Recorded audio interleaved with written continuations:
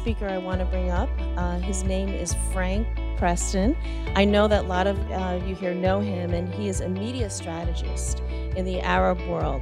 Frank is, a PhD from the School of Journalism and Mass Communication from the University of Wisconsin. He writes blogs for a company called MediaToMovement.org. He participates in several think tanks for unreached people.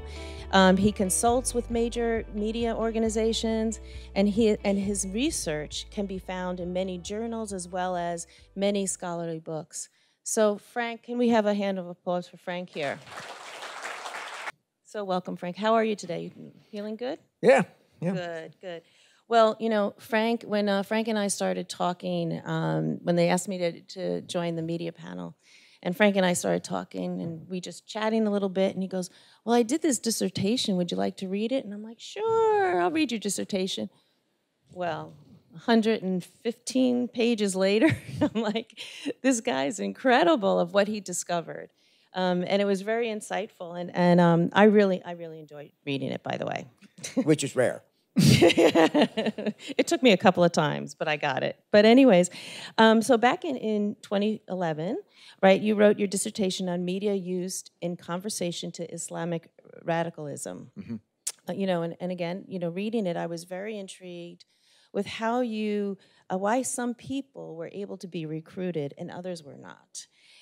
What triggered this topic, and can you share some of your key findings with the group?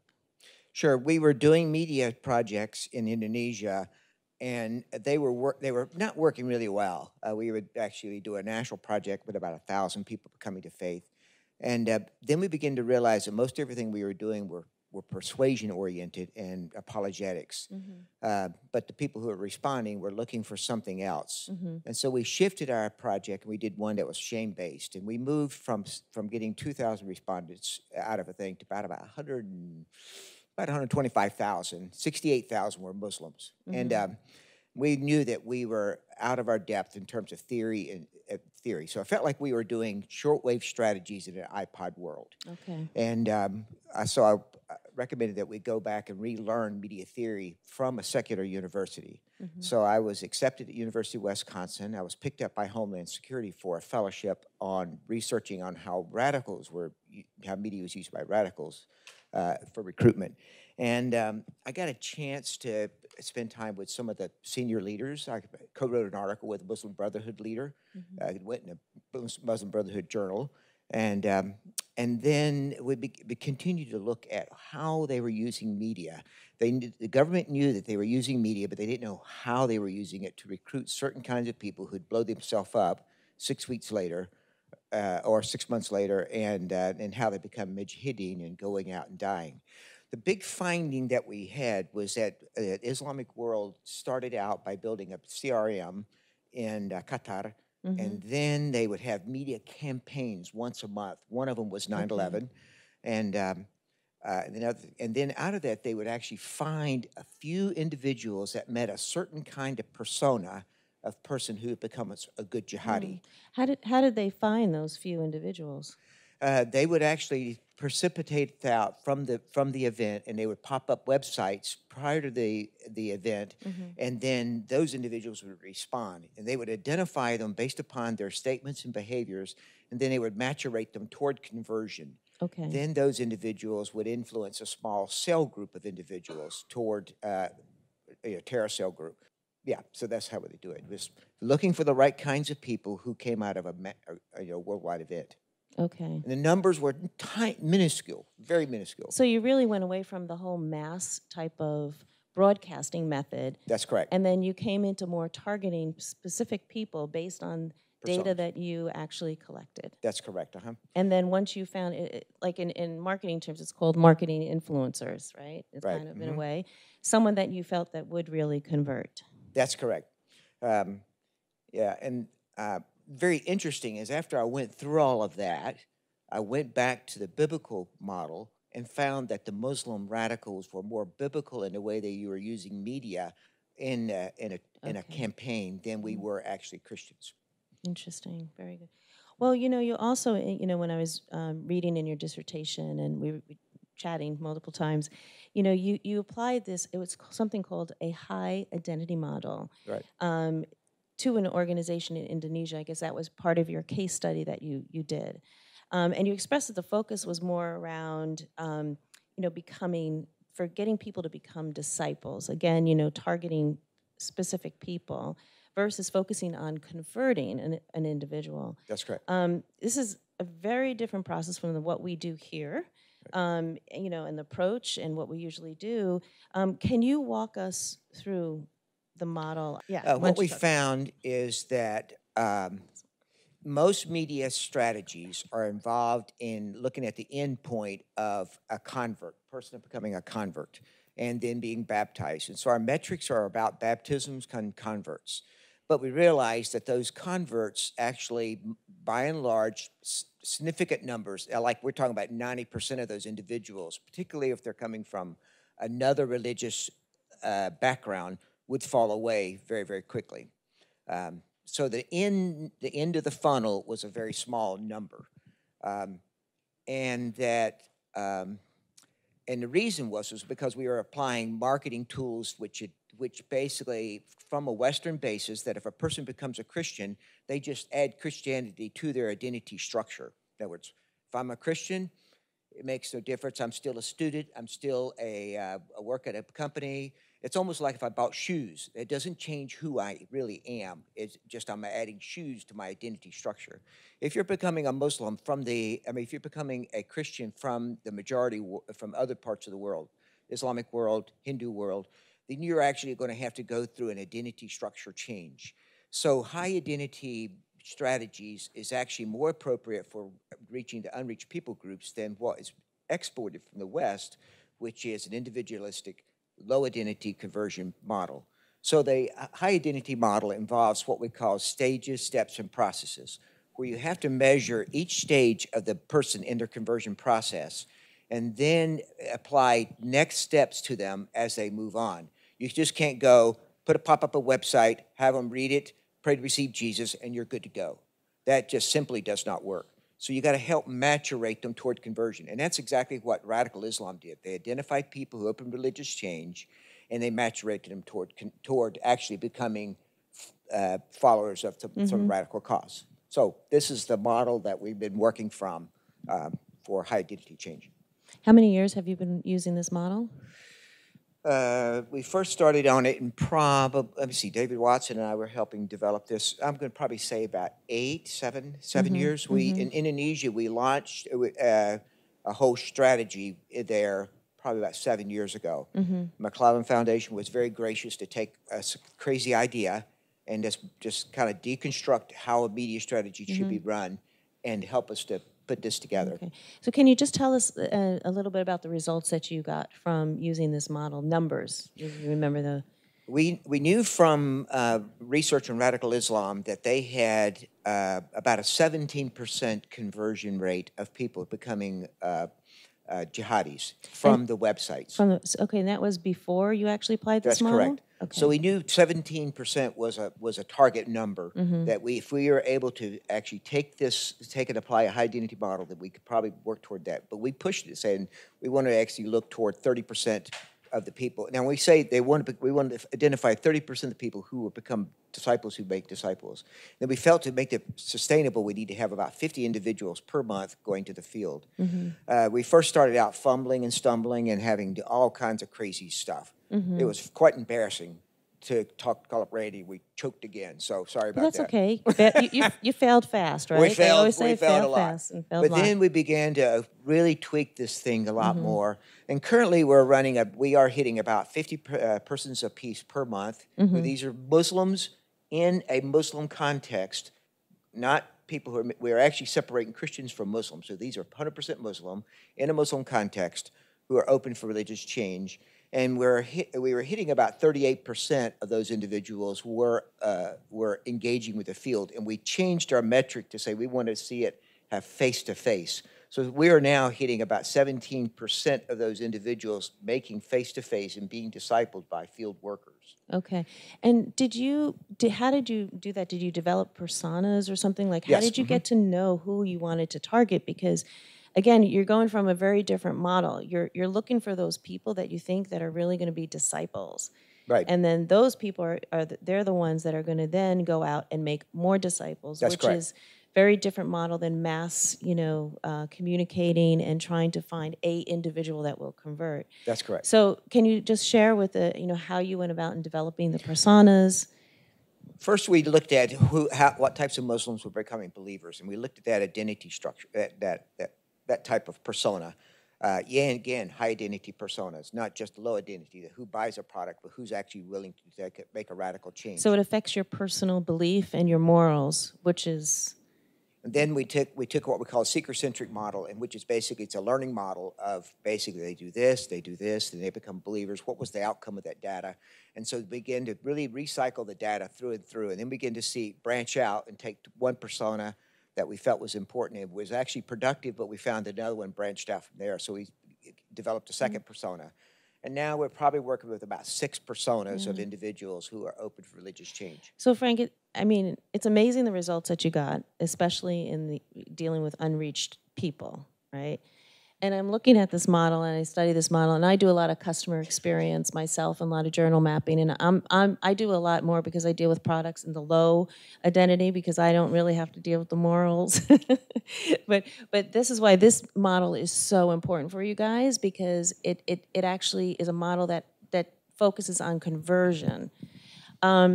Is this complicated, like to roll out and to incorporate or implement into? No, we actually have guys, like we were at a project in Jeddah for just a small, simple project, and it worked very, very well with a team of 3. Was it costly? Huh? Costly? Oh, no. It was like probably $400. Wait. I didn't hear you, Frank. Can you say that again? And $400, we actually saw more Muslims That's amazing. engaged, more Saudis engaged than ever in the history of actually working in Saudi Arabia. So in just a couple of months. Same thing when we ran a project in Istanbul for identifying Syrian refugees. Wow. So cost very low, outcome very high. I always love those models. That's great. Well, we're going to have the opportunity to get to be a little more intimate with this model later on. But my last question for you is, we're hearing so much about AI. We heard a little this morning. We're going to hear a little bit this afternoon after this session. So how does this model interact with AI? How would you go about using that? Well, if you look at it, so the ministry function is the fostering, guiding, and disciple. The technology function is attract, identify, and inform, and engage. At the identify and inform stage, we have to identify, based on keywords and behavior, what type of persona this actually the person's involved with, and what do they need in the next steps. We don't really have good tools to do textual analysis there, and then what to push out for a person.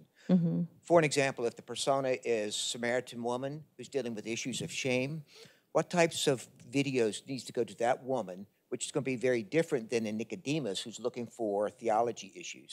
So we have to identify that quite early. And so you had more than one persona going at the same time. Yeah, they respond to us, and we don't really know what it is that they're responding to or from. Some we can identify, but we need to be able to predict their spiritual journey and how we can maturate them toward conversion. And then, as we are discipling and engaging, do they have individuals around them that's part of the conversion experience? Keeping that group together as a group, and then stopping the process and getting them face-to-face. So AI is helping us to predict out what the persona is and what does that persona need in its next stage of conversion. Great. Frank, this has been amazing. I am honored to be on the stage with you, and thank you so much. Let's give a round of applause. Thank you. Clyde, you lead the visual story network, right? Yes. And it's massive. It's a massive community. It feeds right into your gifts of connection. Yes. Right. It connects over 450 organizations, and you have in that group 4,500 leaders. Yeah, we've got like close to 100 nations. Fantastic. And what does this company do? So we exist to help you, primarily mission organizations, accelerate your mission by using media, and story and technology for the sake of the Great Commission. Fantastic. Well, I'm going to take it a little bit different. We're going to start with storytelling if we can, because I know that that's a big capability that you have in your organization. And we heard a lot of different types of storytelling methods that Brenda taught us yesterday, which was very helpful with their formats Love and that. stuff. So, but you know, storytelling is becoming a buzzword. So from your expertise, I would love for you to define storytelling for the group. So I love Brenda's very helpful definition that what we use is we use the 4 elements of story. A story is a character trying to solve a problem while facing opposition and the resolution to the problem.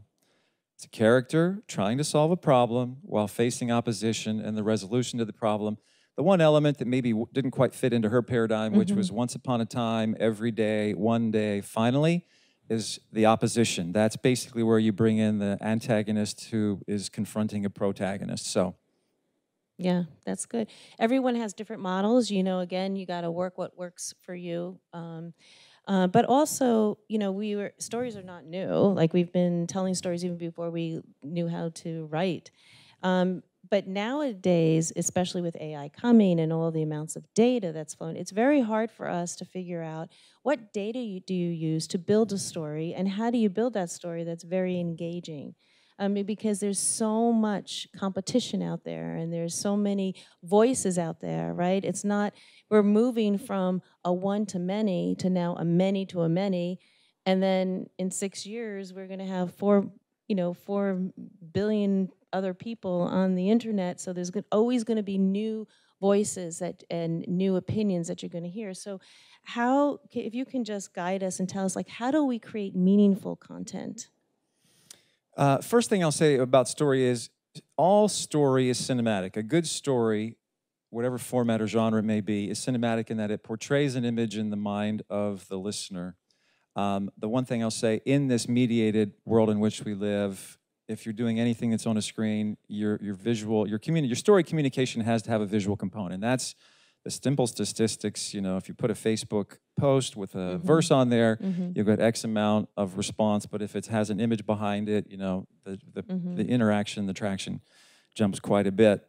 I think one of the big shifts that we're facing is we live in the world of inbound marketing, and the marketers in here know that, and maybe some of the C-suite people know that, but that's basically, and I got this from Frank, and I bless Frank. Frank is one of my heroes and mentors, is in this inbound marketing world, you can't just push content.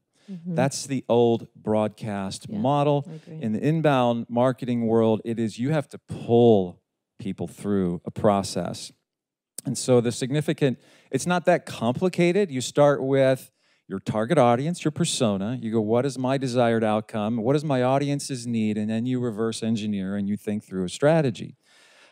Stories that are put into those strategies really need to be adapted to that particular persona, because a good story and a good strategy is going to connect with a person's felt needs, and that's part of pull. You're not just telling what they want, you're figuring out what they want and need, and then you're providing a solution, something that will help them move beyond where they are. And so for a non-believing audience, and a lot of us are in this room are concerned about that, you know, it's empathizing with what is a non-believer concerned about? What are those human issues? How do we empathize? And it's pain. They're dealing with pain and suffering and struggle and loss and uncertainty and isolation and all of that. And the beauty of the gospel is Jesus provides extraordinary answers to all of those concerns. Amen. Now let's flip it and say your audience is a don't. I mean, as you're a CEO, because we have C-suite people here, I'm trying to mobilize or I'm trying to fundraise. Those are always where people use story in the nonprofit space. Yes. So I got to mobilize. I got to so figure out who's your persona. What do you want them to do? How do you connect with them? And in those you tell stories and campaigns that offer meaning and value and purpose, and that's how you activate, if you will, a potential staff member or a potential donor. I would love to just give my story challenge, and it's really brief because most leaders tend to delegate story. And I believe for leaders, it's not enough to delegate that to your marketing team, your communications team. I really believe that story should be a part of every leader's portfolio. You need to learn story, love story, live story, and give story, because story is the DNA of life. It's sort of the operating system of the world. And most people live out of small and incoherent stories, and that's why people struggle and they are isolated. And we, by God's grace, have the biggest story and the most coherent story. We don't always tell it well. So here's my short challenge. Be a story learner. Make it a part of who you are to say, it's an art, it's an ancient art, but it's an elusive art, but it doesn't have to be. There's a lot of resources out there. I'll just say visualstory.org, if you can write this down, visualstory.org/start. Visualstory.org/start will kind of take you to some resources that you can kind of self-direct through. So be a story learner. We have a learning cohort next week that begins, that's on that. There's other resources. Be a story listener. Enter into people's stories. That's part of the empathy, is you can do that face-to-face. You can do that online, is try to enter into someone's story. Be a storyteller. Tell stories well, because you capture imagination. You inspire. You become more interesting. Your product, your organization becomes more compelling. And then I would say, be a story liver. Live the story that God has for you. There's nothing as compelling as an individual or a community, a family, an organization, a church who regularly incarnates the beautiful unfolding story of God's redeeming love revealed in flesh. That's the most compelling. So we have to live into that. And I love what Brenda said yesterday, like, what's next? What's next? We should be living our lives in such a way that we ourselves are asking that question, Spirit of God, what do you have for me today?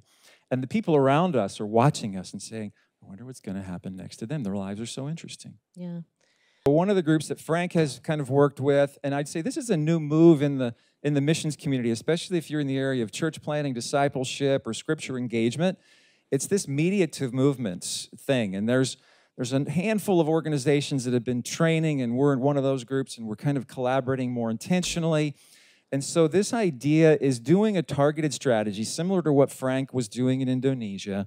You develop a persona, you develop a social media strategy, you develop infrastructure for follow-up, and now there are more places that are seeing multiple generations of disciples who make disciples, that all starts through a media strategy. So here's a case study from North Africa. Years ago, some people felt led by God to an unreached Arab people group.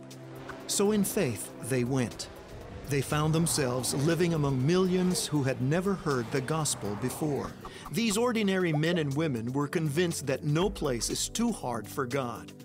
So they began sharing the gospel with neighbors, language helpers, taxi drivers, and anyone who would listen. In an Islamic police state, they prayerfully launched an evangelistic website. In the years that followed, this group persevered even though the government repeatedly blocked their websites. They lacked training in media and website development. They had no ministry budget for media. In spite of these challenges, they began to see fruit. Hundreds of thousands of people were clicking on websites and watching Christian media. Testimonies of miracles, dreams, and visions began to flow in from those who were meeting face-to-face with seekers found online. However, the new disciples often didn't abide. The team took training in disciple-making and multiplying practices while acknowledging that success isn't defined by millions of website hits, downloads, or other factors. Success should only be defined by making disciples who go on to make disciples who make disciples. So they prayed for more wisdom. The team overhauled their websites and social media, chatted with seekers online, handled phone calls, and met with seekers in real life. They interviewed believers who had come to faith in recent years and tried to understand common pathways that Arabs were taking toward Christ.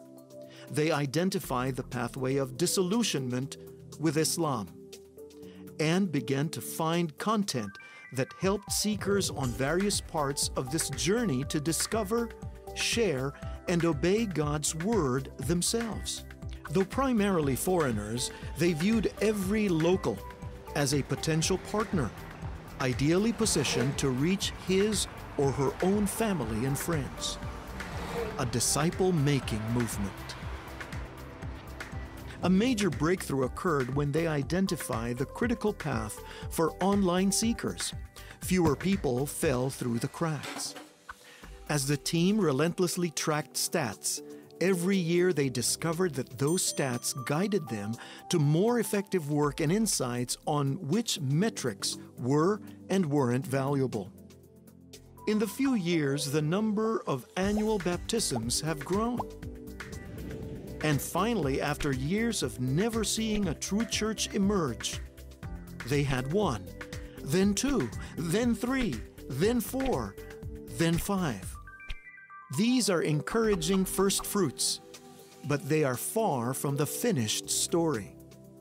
This team's story is not one of a fail-proof system or a recipe for success. It's a faith journey where walls were hit and God provided a way for them to be overcome. Faith has been the only way forward. We ask that if you know identifying details of this story, please do not connect them with this case study.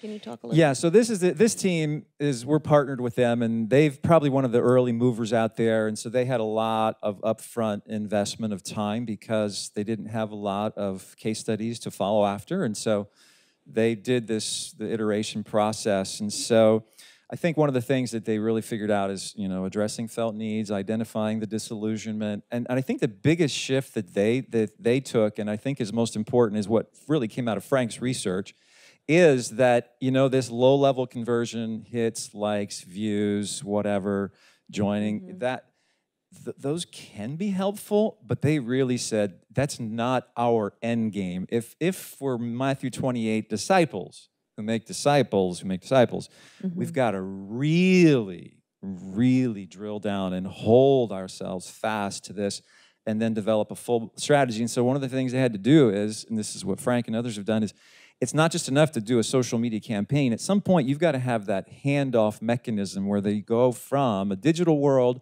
to the face-to-face connection. And that historically has been a dark black box. Anybody who's been involved in media knows how very difficult historically that is. Yes. We're just now, I believe, beginning to see some breakthroughs that make that happen, because the discipleship at the end of the day needs to be face-to-face, life on life, in community. So did you had tools in the background? Is that what you did? And you had collected data every time Yeah, you and ran so a I mean, and this is campaign the great thing about social media is big data's there. You get all kinds of insights and analytics, depending on the platform that you're using, and depending on where you are in the world, certain social media platforms are more useful than others. Facebook is blocked in a number of places, but it's not in a lot of places. Right. And so you go in, you can kind of look at the metrics and figure it out. I think the big challenge that a lot of teams are facing, those who are really trying, is the waters go so deep, you don't necessarily how to do it, or then, of course, then they change the way they format their data. And so I think that one of the big lessons for me that hopefully you'll hear as a takeaway for this is you have to experiment, evaluate, and iterate. Experiment, evaluate, iterate. Wash, rinse, repeat. Yeah. Like, no, that's... Just keep going. Yeah, and even though sometimes people always say, well, what metrics do I use? Like you were saying, it has to go beyond the likes and the followers and stuff. It's like really dig deep within yourself. What would you constitute this campaign or whatever you're doing to be a success for you? If it is X amount of people converting to Christ, well, what do you need to do with your digital assets to make that happen? And I love what you said, too. It's a constant iteration.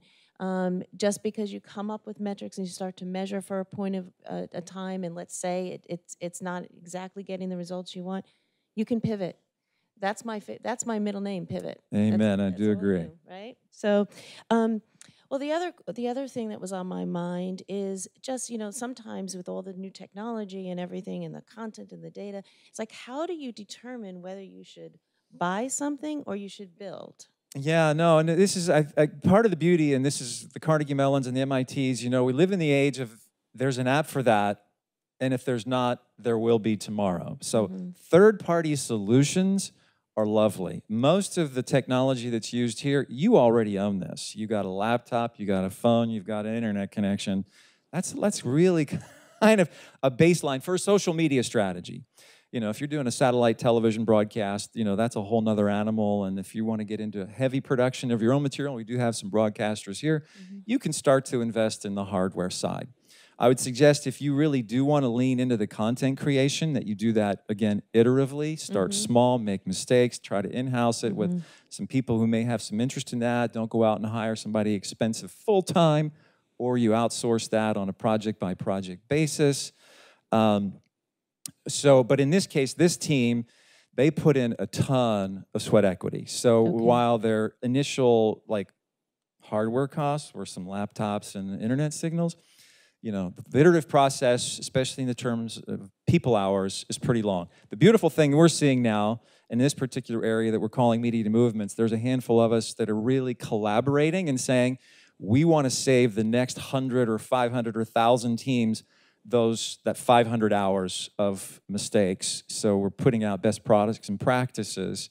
But yeah, third-party solutions are off the shelf, very accessible. Like that video, and we made one similar to that for under $1,000. We did our explainer animation video, and it would cost me $25,000 today if I used the same boutique firm that did it for me a few years ago. We in-housed that with Vyond, V-Y-O-N-D. It's one of these little third-party animation things, and had an intern do that, and it's less than $1,000. Yeah. The thing that this team did that actually is another gift to the whole body of Christ is the tracking. They looked at over 100 CRM solutions and didn't find any that felt like it fit. So that's one of those rare occasions where then you develop your own IP. And they've got a lot of money into that. But disciple.tools, and I think if you just Google disciple.tools, they're giving this away, that their CRM that's kind of built for this kind of a solution. I like what you said. I mean, from the collaboration to all the strategic partners, not doing it yourself. And also there's tons of tools out there that aren't really that costly. Yeah, right? that's the beauty of the world in which we live. That's great, yeah, and it's getting more and more like that as well. So just to sum this up, with all your wisdom and being in this industry, can you just give us your top 5 digital media trends that would be important for this group to know? Yeah, and I think one of the things, the world is obviously changing. That's a big theme here. Because the world in which we live is increasingly mediated through screens, the cinema screen, the television screen, the computer screen, the laptop or the mobile device, and now you've got the virtual reality screens, and who knows what the screen iterations are after that. Because the world is so mediated, it is incumbent on us to incarnate in the media spaces that people inhabit. We have to be where they are. Increasingly, that is a digital space, and we have to find ways to do that. One of the guys we're working with in one of our networks is in our virtual reality network. He's planting virtual reality churches. I go, okay, well, that's really cool. People spend time in virtual reality. So VR Church, go to VR Church. So in a mediated world, incarnate the spaces in which people occupy. Because it's an entertainment-driven world, we have to tell stories that break through the noise. And I think we have the advantage. We can tell culturally authentic stories that give people, that capture people's imagination. Small stories, big stories, the ultimate story. And because the world is constantly being transformed by technology, again, the theme we're here, innovate, innovate, innovate. Experiment, evaluate, iterate. You just got to do that. Another one would be, and I have to cheat, it's going back to this world of push versus pull. Push was last millennium, last century. That has gone by the wayside. You can keep pushing your material, but you are being a very unwise steward of resources. So you need to find ways to think about the pull strategy of you bring people into a process by walking with them, identifying where they're at, and helping them become who they need to become by giving them the resources they need. Yeah, and when I think of the push versus pull, I also think of the companies in the last 5 years that have really been successful. right? I think of the Skypes of the world. I think of the Twitters of the world, the eBays, even Amazon. All those have switched from models from the one to many to the many to the many. So this is definitely the way the trend is going and the way that we should be thinking. Amen. Well, with that, again, I am honored again to share Thank this you. stage. Thank you so much.